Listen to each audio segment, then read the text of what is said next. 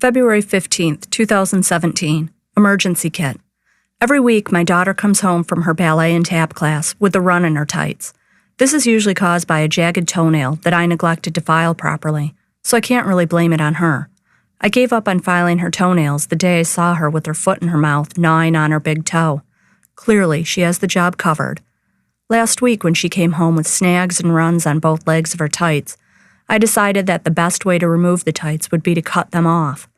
This way, she could put a pair of pants on over her leotard and we could head straight to the gym, which was the plan for the evening. She didn't have to disrobe or even lift a finger this way. I ushered her into the kitchen while telling her about the very first time I cut clothing off of her. Babies poop a lot. Sometimes it gets messy. I had been warned about this when I was a new mother, so I had a diaper bag full of supplies. I was prepared for anything. I was actually a little excited about using all of the gadgets that I had skillfully acquired. I had odor-stopping diaper disposal bags and wipes scented with lavender for her butt and eucalyptus for her nose. I had extra diapers, clothes, and sanitizers of all kinds, cloth, spray, and gel. I even had scissors. My diaper bag was the equivalent of a soldier's backpack and weighed about as much as a soldier.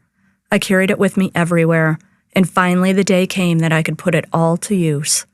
I was in Babies R Us, probably in search of more supplies for my arsenal, with my daughter in tow. As I turned around to show her a toy, I saw that look on her face as she nestled into the side of her stroller. It was the look that I saw every 4 to 5 hours each day that said, "Mommy, I have a present for you, and you are not going to like it." I quickly headed for the bathroom that I knew was located in the back of the store, trying not to breathe in the fumes emanating from the poopmobile I was pushing in front of me.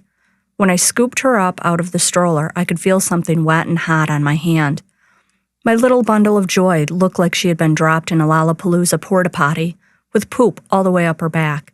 I quickly got to work unloading supplies from my arsenal and readying the changing table like an operating table. Within minutes, I had cut her onesie off her body, of course my favorite one from Janie and Jack, and wiped her down from head to toe with lavender-scented wipes. She was redressed and ready to continue shopping in another few minutes, and I had a garbage bag that weighed 3 times what my newly emptied diaper bag did 5 minutes prior. Good thing we were in a baby supply store. Sadly, this was not the last time I had to clean her up in such a way. My kid was a master pooper from the time she was born. My now almost 6-year-old daughter giggled as I told her this story. I held her top half with one hand as I pulled her leotard away from her body to cut her tights to pieces. As she laughed and spun away from me, I pulled a piece of her tights down around her leg.